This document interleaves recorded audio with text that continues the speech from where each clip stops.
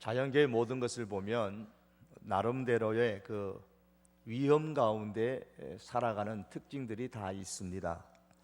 세상에 있는 모든 것은 자신의 생명을 언제라도 잃을 수 있는 그런 위험을 갖고 살아가죠. 거대한 나무라도 작은 벌레에 의해서 그 뿌리가 먹혀서 시들어 죽을 가능성은 얼마든지 있고, 그런 현상들은 도처에서 일어나고 있습니다. 보다 작은 생명체는 자기보다 크고 힘이 센 생명체에 의해서 죽을 가능성을 가지고 늘 살아가고 있습니다. 바다의 고기는 자기보다 큰 고기나 아니면 사람들의 낚싯바늘이 혹은 그물에 걸려서 죽을 위험을 가지고 있습니다. 숲속의 새가 사냥꾼들의 총에 의해서 또는 자기보다 더 큰 그런 짐승들에 의해서 죽을 위험성을 갖고 있습니다. 이런 자연계에 있는 모든 생명체뿐만 아니라 사람도 역시 그러하죠. 주변의 여러 유혹들, 또 마약이나 또 여러 가지 중독성이 있는 많은 것들로 인해서, 물질에 대해서 욕심 때문에 혹은 쾌락으로 인해서 언제든지 사회 속에서 한순간에 넘어지고 한순간에 사회 가운데 매장되기도 하고, 혹은 보다 힘이 더 센 동물이나 자기보다 힘이 더 센 혹은 사람이나 사고에 의해서 희생될 수 있는 그런 가능성, 위험의 가능성을 늘 가지고 삽니다. 우리 성도들이라고 해서 거기서 예외가 되는 것은 아닙니다. 우리들도 이 세상을 살면서 언제든지 유혹을 받아서 넘어질 수 있는 그런 위험 속에서 살고 있습니다. 그러나 이 자연계의 생명체들은 생명을 잃을 위험 가운데 살면서도 한편으로는 그 속에서도 나름대로 살아가는 지혜가 다 있는 것을 보게 됩니다. 그래서 하나님께서 살아갈 수 있는 나름대로의 방편들을 주신 것을 우리는 볼 수가 있죠. 성경이 제시하는 이 성공론은 지혜에 있습니다. 특별히 잠언서는 지혜에 대한 많은 교훈을 우리들에게 주고 있습니다. 잠언서 9장에 보면 지혜를 일컬어 정숙하고 고귀한 부인으로 비유를 하고 있고, 지혜의 반대가 되는 어리석음을 매춘부로 몸을 파는 여인으로 그렇게 비유를 하고 있습니다. 지혜라고 하는 정숙하고 고귀한 부인과 어리석음이라는 천박한 여인이 각각 자기 집으로 사람들을 초대합니다. 고귀한 귀부인은 사람들을 초대해 놓고 혼합한 포도주로 대접을 한다, 이렇게 잠언서 9장 2절은 말씀합니다.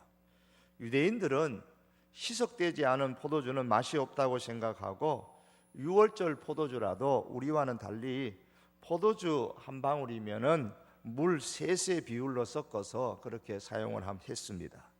또한 맛을 내기 위해서 향료를 포도주에 섞는 그런 관습이 있었습니다.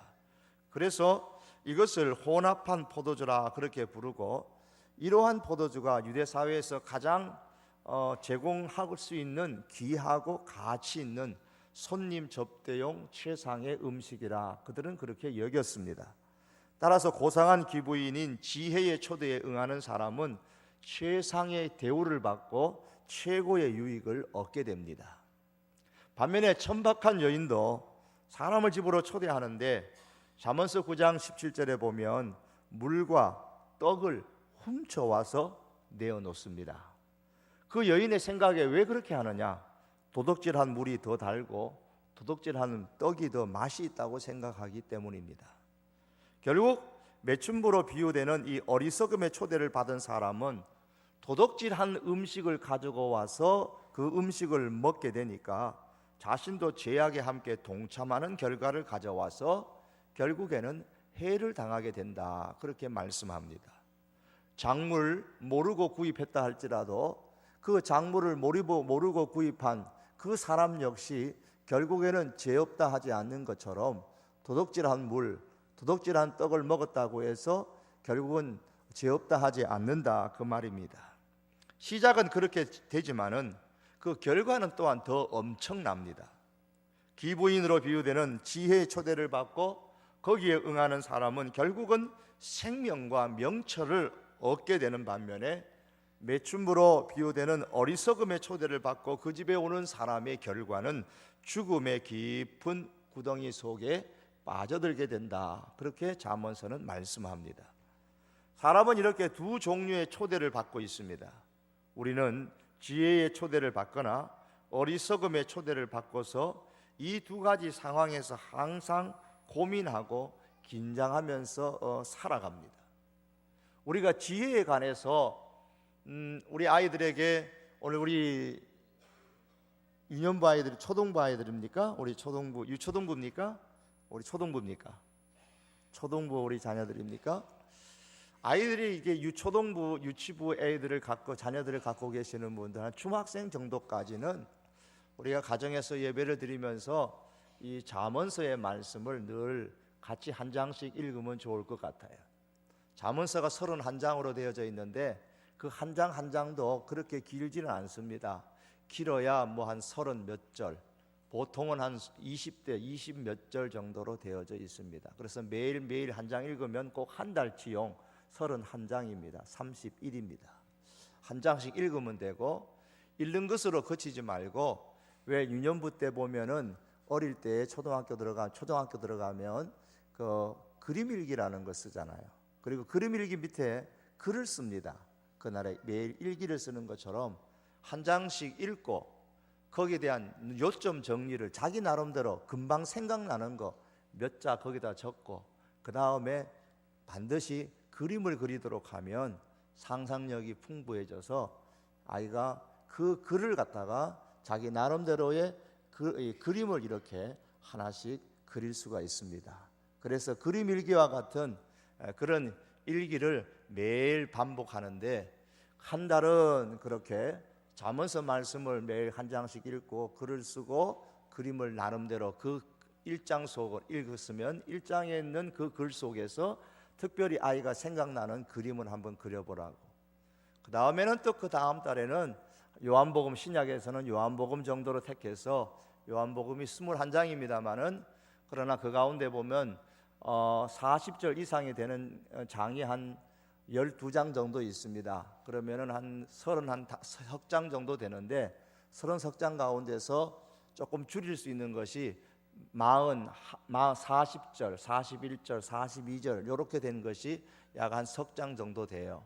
그러면 그런 것은 한 장씩 읽고, 그 이상 되는 것은 둘로 나누어서 읽으면 그것 또한 30장에서 한 31장 정도 한 달치용으로 읽을 수가 있습니다.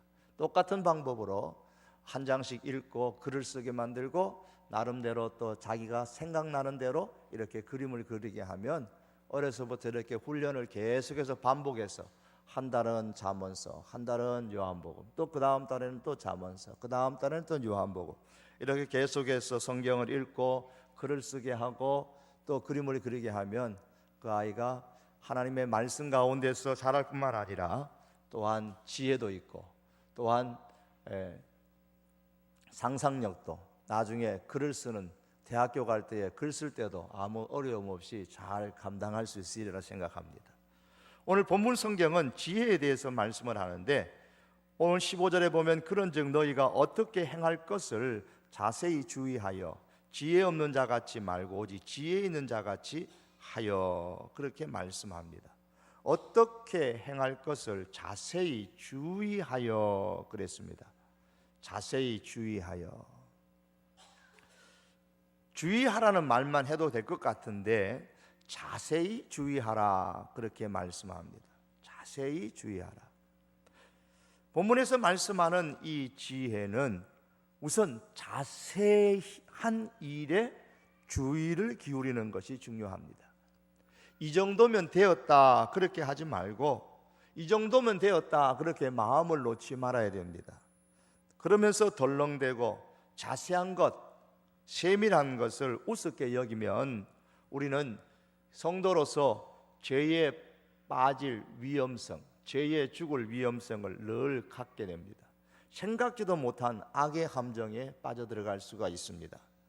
그러므로 우리는 우리의 삶이 반드시 나빠지도록 되지 않기를 원한다면 세세한 일 하나하나에도 주의를 기울일 줄 알아야 됩니다. 살다 보면은 지쳐서 나의 세미한 일을 놓쳐버릴 수가 있습니다. 자세한 삶에서 우리가 놓친 부분이 무언가를 한번 살펴보십시오. 그것을 찾아서 회복해 나가는 것이 그리스도인의 지혜의 예민한 부분입니다. 작고 자세한 것에 주의하는 것, 참으로 우리에게 필요한 지혜죠. 작은 것에 주의한다라는 이 사실 속에 무엇이 전제되어져 있습니까? 작은 것에 주의해서 반드시 무엇인가를 행해야 됩니다. 오늘 본문은 그냥 주의하라 그렇게 말씀하지 않고 자세히 주의하라. 자세히 주의할 때도 그냥 자세히 주의하는 게 아니고 어떻게 행할지를 자세히 주의하라 그랬습니다. 우리는 작은 것까지 자세히 살핀 후에 행동을 해야 됩니다. 바울은 자세히 주의해야 하는 지혜에 대해서 오늘 설명을 하면서 몇 가지 당부를 16절 이하에서 쭉 하고 있죠. 세월을 아끼라, 주의 뜻을 이해하라, 술 취하지 말고 성령 충만을 받으라.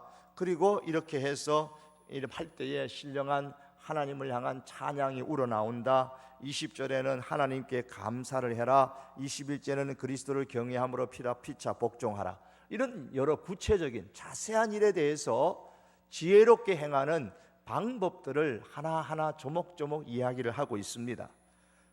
이것이 에베소에서 말씀하는 오늘 우리 시대에 우리들에게 제시하고 있는 지혜의 기본 과목들입니다. 오늘 이 시간에는 여기에 관해서는 말씀드리기를 원치 않습니다. 이제 다음 시간에 좀 더 여기에 관한 말씀을 드리려고 합니다. 오늘은 이 15절의 한정에서 말씀을 드리기를 원합니다. 오늘 본문 15절에서 어떻게 행할 것인가를 자세히 주의하라고 말씀하면서 지혜 없는 자 같이, 즉 지혜 없는 어리석은 자가 되지 말고 지혜 있는 자 같이 살라 그렇게 말씀합니다. 자, 이렇게 오늘 본문은 어리석음과 지혜, 어리석은 자와 지혜자에 대해서 말씀을 합니다.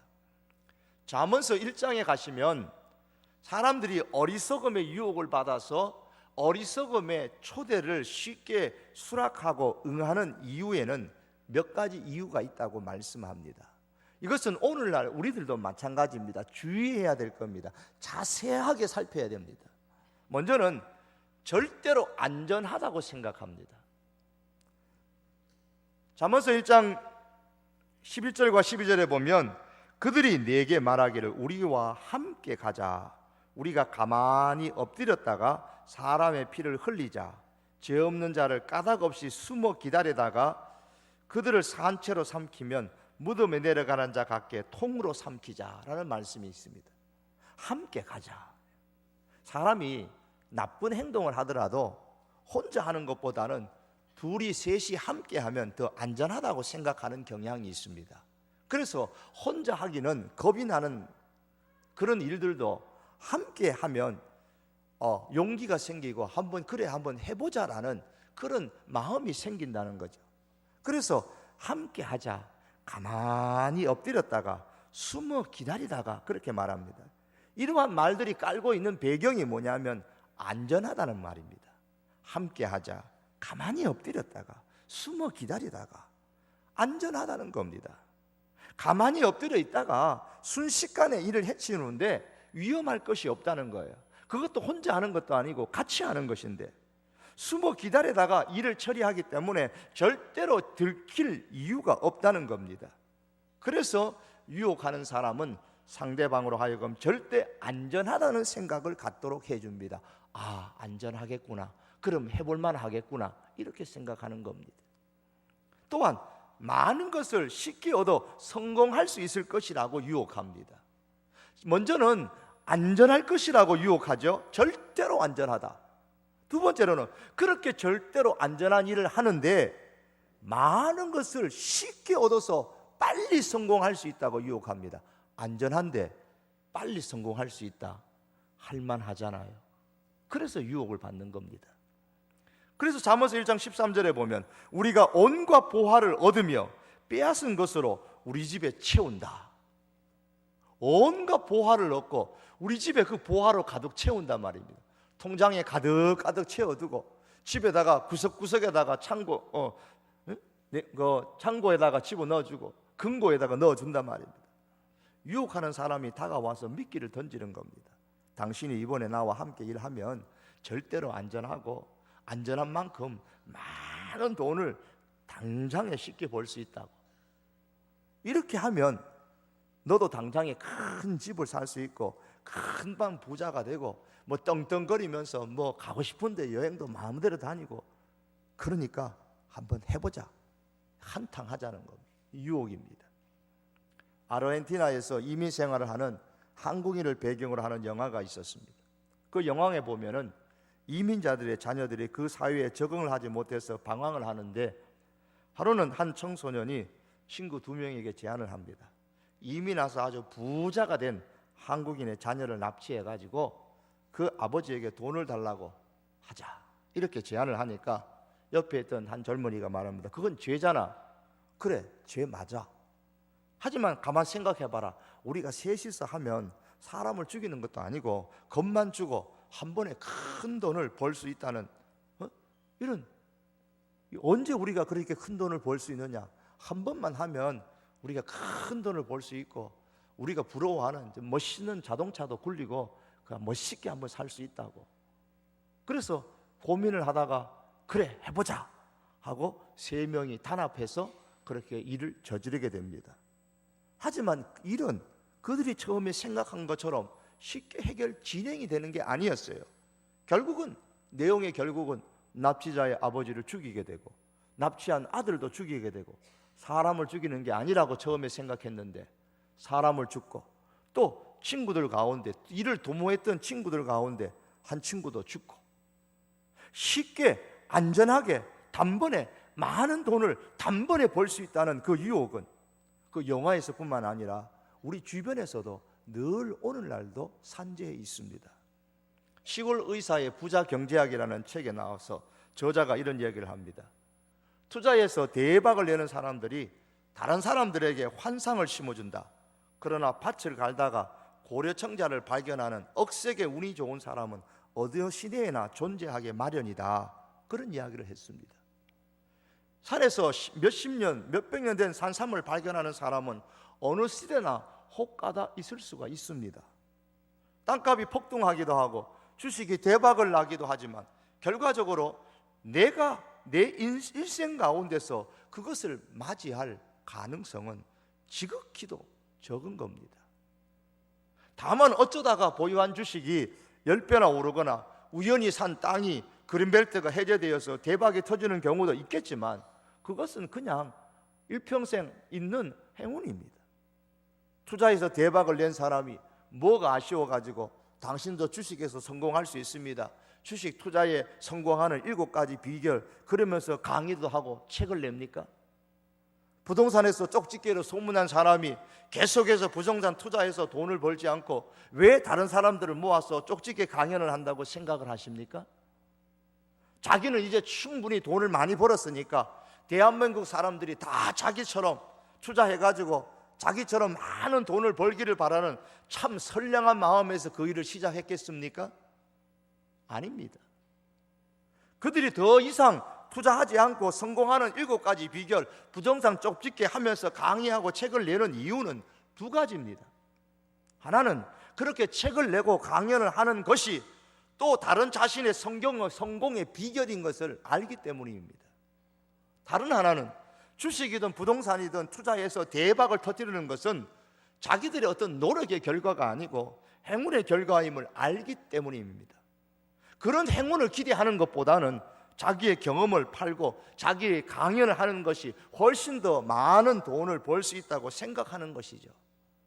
그래서 자기처럼 하면 된다고 강연도 하고 자기처럼 하면 된다고 책도 내지만 우리가 그런 것에 속지 말아야 합니다. 그거 따라가다가는 결국에는 쪽박차기 십상입니다. 옆집 사람이 길에서 돈을 주었다고, 그래? 나도 하루 종일 땅바닥 쳐다보고서 걸어다니면 어리석은 사람 아니에요? 새벽에 교회 갔다 오다가 돈 뭉치 하나 주셨대? 그래, 어느 교회 가다 그랬는데? 성도교회 가다 그랬대? 그래? 나도 그럼 성도교회 새벽 예배 때 가다 그럼 가볼까? 땅만 쳐다보면서. 그렇게 해서라도 교회를 많이 나왔으면 하는 심정이 목사에게는 있긴 합니다만은, 여러분, 그렇게 한다고 대박 나겠습니까? 그렇게 한다고 돈 뭉치 죽겠습니까? 어리석은 사람의 유혹에 빠지는 겁니다. 많은 것을 쉽게 얻어갖고 성공할 수 있을 것이라는 그 말, 여러분 유혹입니다. 조심해야 합니다. 장사할 때도 그런 유혹 얼마나 많이 받습니까? 사업할 때 그런 유혹 얼마나 많이 받습니까?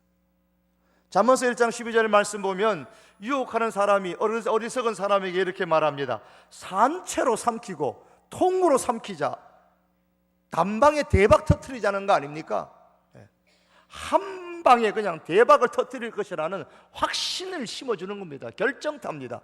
산채로 통으로 삼키자 그럽니다. 절대로 망하지 않고, 절대로 실패하지 않고, 절대로 위험하지 않고 안전할 것이라고 생각합니다. 그런데 대박은 터뜨린다고 말합니다. 일단 속아서 거기에 넘어가면 그 안에 있는 독성과 해로운 것이 그의 영혼을 파괴하고, 심지어 자기의 인생과 가족의 인생과 주변의 형제, 아는 사람, 친구들 인생까지, 가정까지 다 폐가 망신시키는 원인 제공자가 되고 맙니다. 절대로 안전하다고 유혹하고, 쉽게 단번에 많은 돈을 벌 수 있고 성공할 수 있다고 유혹하는 그런 아름다움, 유혹하는 말 속에 독이 담겨 있는 것을 우리가 유념해야 됩니다. 그런데 어리석은 사람은 거기에 넘어간다 그 말입니다.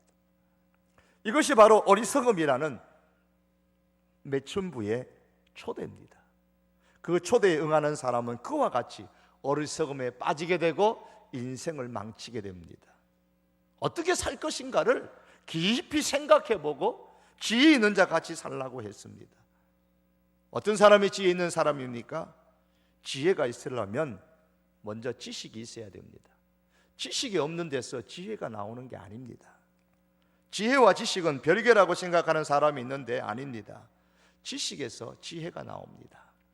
프랑스의 왕 루이 14세가 쓰던 침대가 파리 경매장에 나왔습니다. 한 억만장자가 갑자기 부자가 돼서 졸부가 수백억 원에 되는 그 루이 14세의 침대를 파리 경매장에서 낙찰을 받아서 자기 집에 가져왔는데 신이 나서 좀 누웠더니만 좀 짧아요. 아마 이 사람이 키가 좀 컸던 모양이에요. 그래서 어디론가 전화를 겁니다. 여보세요, 거기 파리 경매장이죠? 예, 제가 며칠 전에 루이 14세 침대를 산 사람인데요, 침대가 좀 작거든요. 그런데요, 루이 14세 거 말고 16살이나 루이 16세나 루이 18세 거로 좀 바꿔줄 수 없나요? 지식이 없어요. 이 시대의 경제를 이끌어서 지식 경제라고 말합니다. 노동과 자본이 경제의 중심이 아니고 지식이 경제의 중심 자원이라는 말입니다. 국제경영전력부사계 세계적인 전문가로 알려져 있는 하버드 대학의 로자베스 모스켄트 교수는 포천지 선정 500대 기업을 대상으로 조사해 보니까 성공 기업의 세 가지 비결은 바로 뭐냐? 하나로 귀결되는데 사람이다.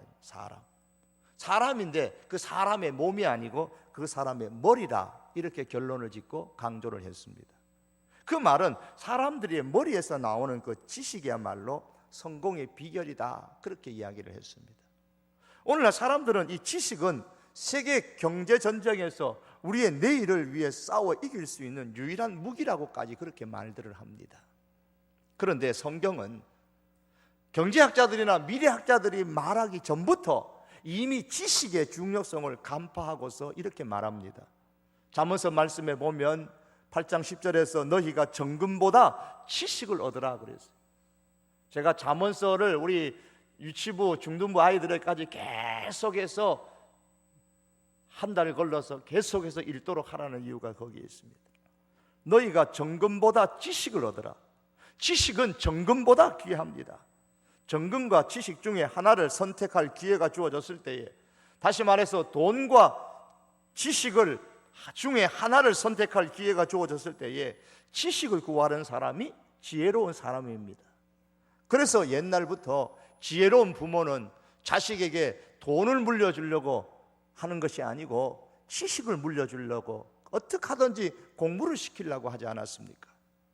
돈과 공부 둘 중에 어느 것을 자녀에게 물려줄 것인가? 자녀에게 지혜를 물려주는, 지식을 물려주는 사람이 지혜로운 부모입니다. 하나님께서 솔로몬에게 내가 너에게 무엇을 줄까 물었을 때에 그는 정금을 구할 수 있는 기회를 얻었습니다. 하지만 솔로몬은 지혜와 지식을 구했습니다.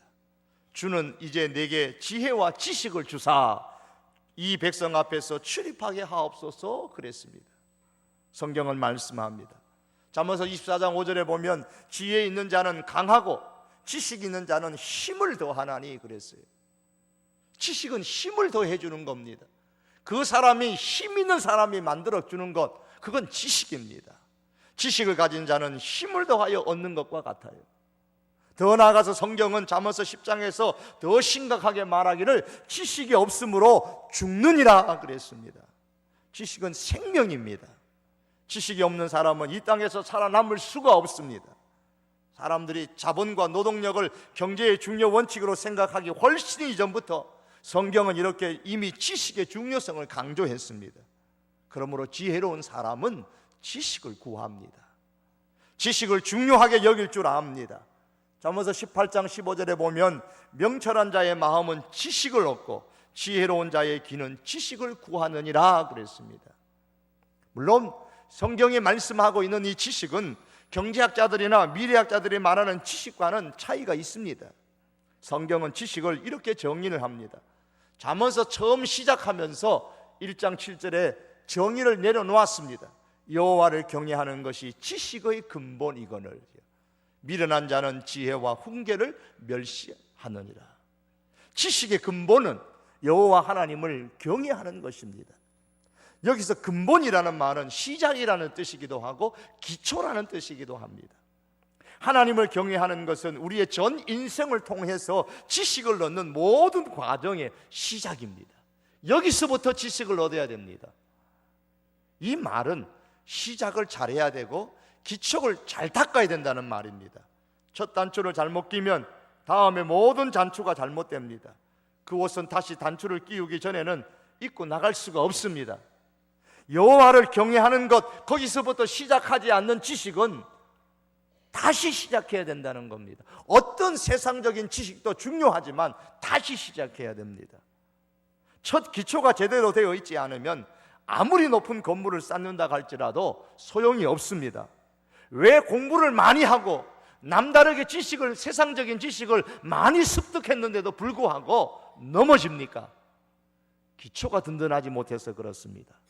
기초가 든든하지 못하면 무너집니다. 높이 쌓을수록 여러분 어떻게 해야 됩니까? 깊이 파야 합니다.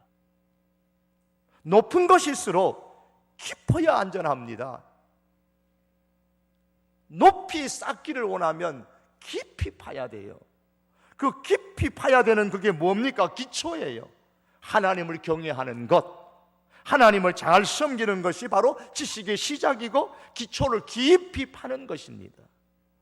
이러한 하나님을 경외하는 지식을 구하는 사람이 바로 지혜로운 사람입니다.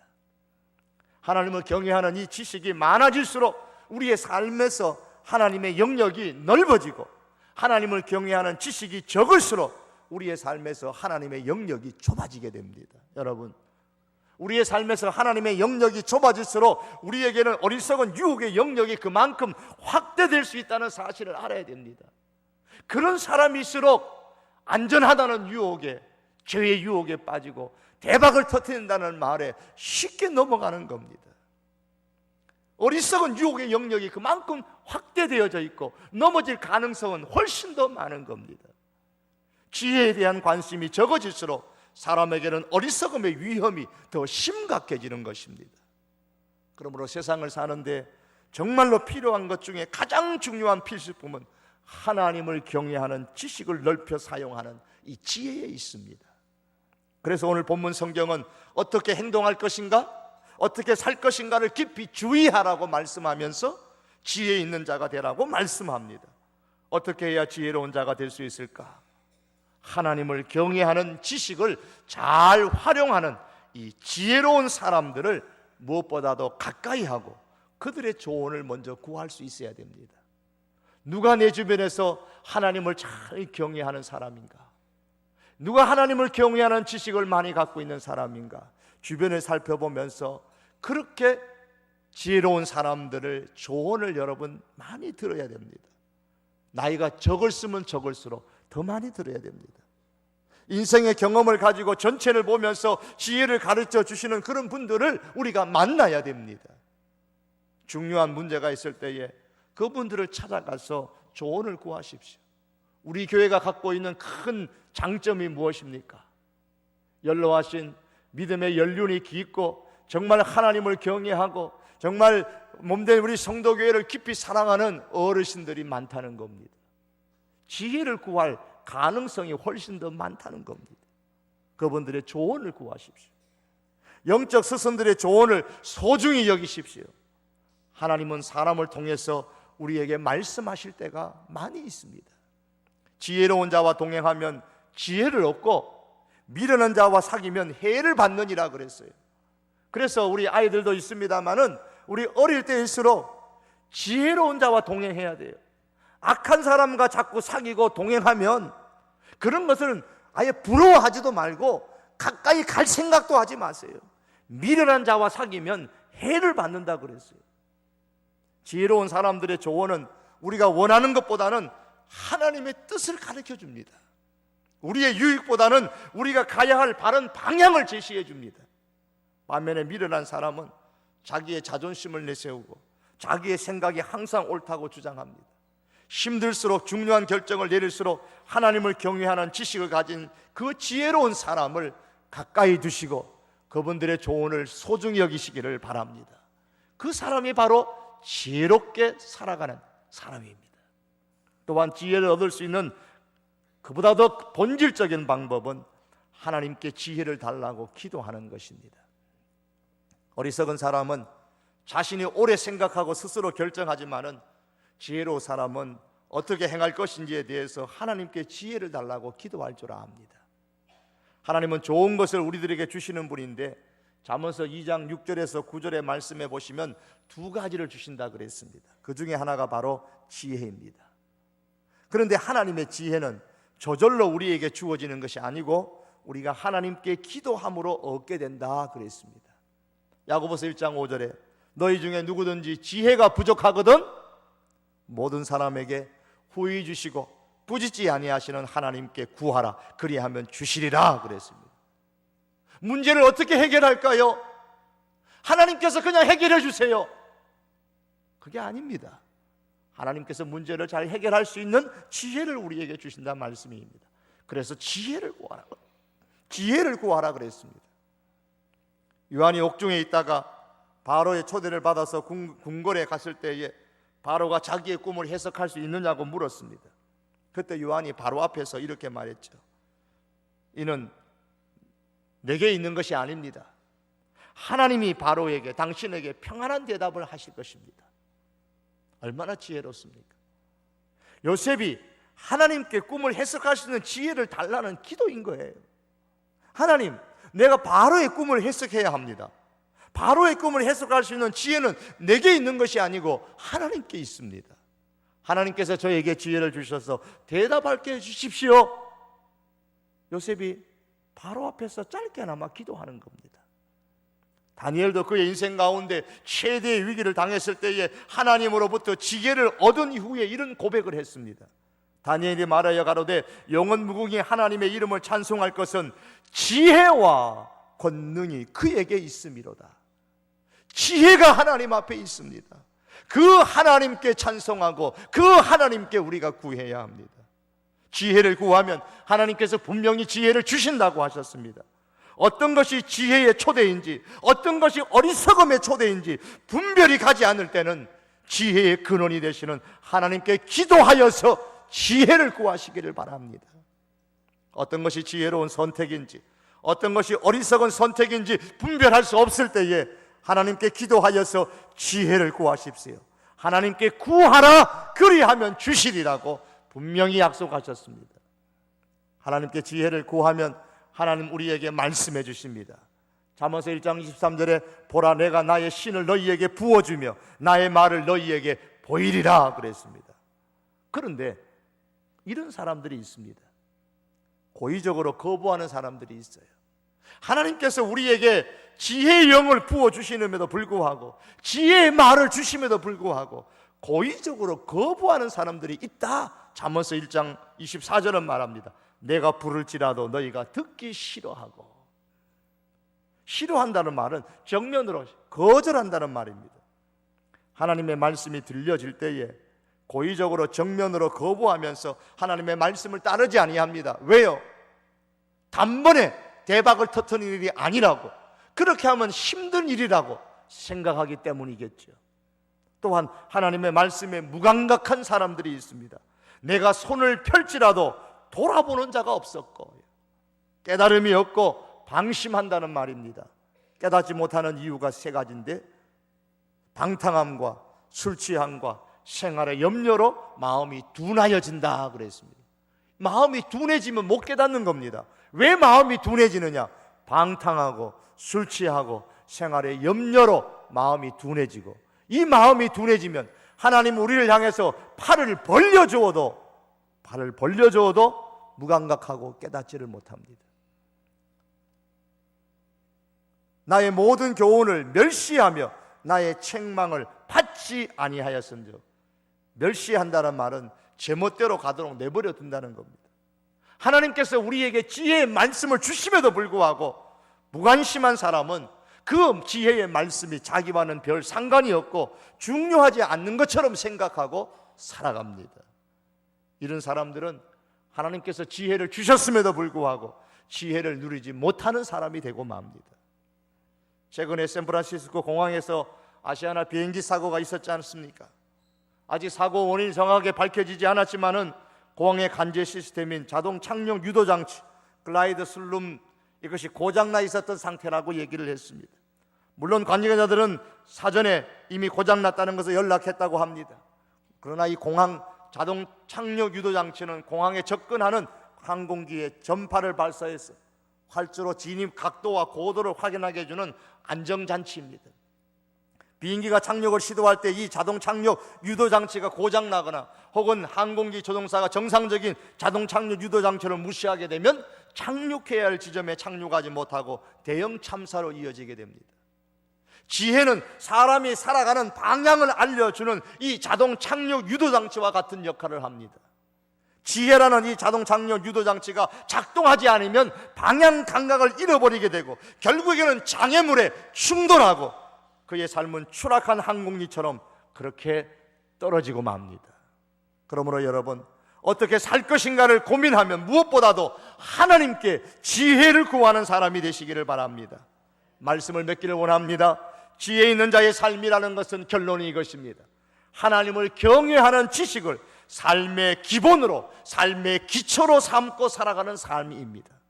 하나님을 경외하는 이 지식을 기본으로 하여서 하나님을 섬기고 그 말씀에, 그 방향을 가르쳐 주시는 그 말씀에 순종하며 살 수 있기를 바랍니다. 이것이 지혜 있는 자같이 사는 성도의 모습입니다. 마지막으로 잠언서 1장 32절에 33절의 말씀을 읽고 제가 마치려고 합니다. 어리석은 자의 태보는 자기를 죽이며 미련한 자의 안일은 자기를 멸망시키거니와 오직 나를 듣는 자는, 하나님의 말씀을 듣는 지혜로운 사람은 안연히 살며 안전하게 살며 세상의 두려움이 없이 평안하리라. 지혜 있는 자의 삶을 통해서 평강의 은총이 우리 사랑하는 모든 성도들의 삶 가운데, 인생 가운데 있기를 주의 이름으로 축복합니다. 우리 이 시간 다 같이 한번 기도하실 때에 하나님, 지혜 있는 자의 삶을 살 수 있게 하여 주시옵소서. 어리석은 자의 초대에 하나님 아버지여 초대받지 않게 하시고 지혜로운 사람의 초대를 받게 하시고 하나님 기도함으로 통해서 지혜를 얻게 하시고 우리 주변에 지혜 있는 자를 하나님 가까이 하고 그들의 조언을 중요하게 여기는, 소중히 여기는 삶을 살아서 정말 지혜 있는 자의 인생이 되게 해달라고 우리 다 같이 한번 통성으로 기도하시겠습니다. 살아계신 여호와 하나님 아버지, 이 시간 우리 하나님 아버지 앞에 간절히 기도합니다. 오늘 잠언서의 말씀